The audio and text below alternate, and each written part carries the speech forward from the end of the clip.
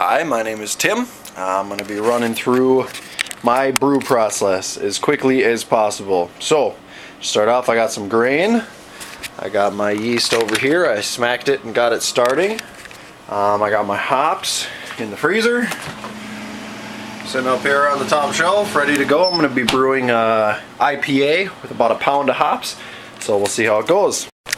So I'm brewing a 5-gallon batch, and so I'm starting off. I measured 17.5 quarts of water. It's not actually Culligan water, but it's water from Hastings, Minnesota. Works pretty well so far. I measured 17.5 quarts into my boil kettle, which is outside right here, heating up. So 17.5 quarts in here, heating it up to about 165 to 167 degrees, so that when I mix it with my grain, I get a temperature in here of around about 150 to 153, somewhere around there. I don't worry about it too much as long as I'm somewhere in the low 150s. My mash tun is very simple. I just have a bung that's pushed through a little metal pipe here. One end I got the tubing, other end I got the stainless steel hose. It's worked for 2 years. I was going to use it as a temporary thing. It's worked so well that I've just stuck with it. Cost me all of about $2. Okay, so my 17.5 quarts of strike water is at about 165, so I'm going to add it straight into here. Careful not to burn yourself. And then I'm going to add my grains. Some people do it the other way around. Doesn't really matter, I don't think. So with a strike temperature of about a 165, I'm expecting about 150 to 151 degrees. So we'll see what we get.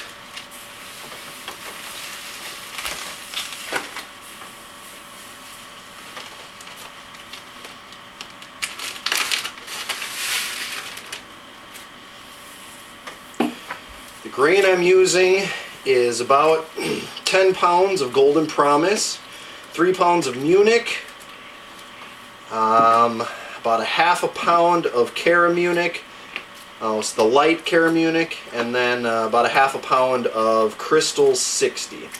So I'm just going to keep stirring here until I get all the little dough balls out.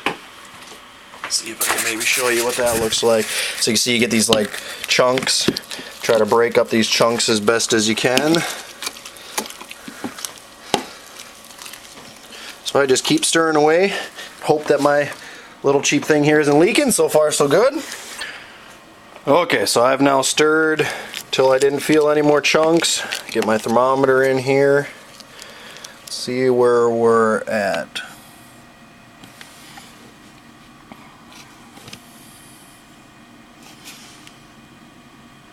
Looks to be about 150. So we're at all mixed up. We're at about 150 degrees. So now we close it up and we wait until 7:40 before we open it again. So it's been about an hour, a little under an hour. This is at about 150 degrees, remember. I have some boiling water on the stove, about 10 quarts. I'm going to add to this to raise the temperature in here up to about 168 degrees, which will make the sugars very soluble. This will then get drained through the holes in the side into my boil kettle. We'll drain all the water out of here, so we're just left with the grains. Then we're going to add about 3 more gallons, which is outside, 2 or 3 more gallons of about 185 degree water into here. Stir it around again. This is called the sparge.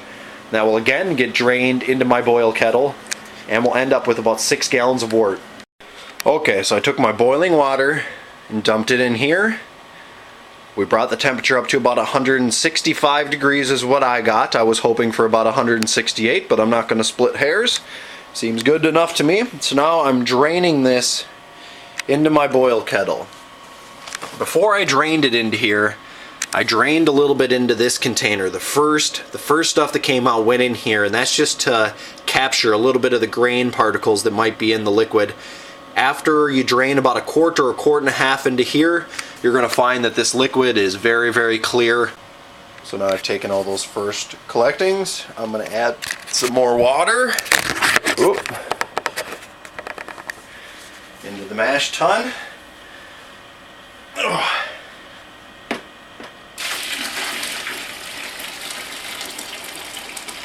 About so much.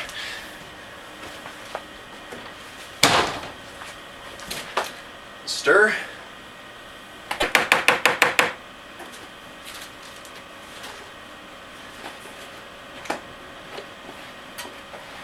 So I'm going to take the first little bit into here.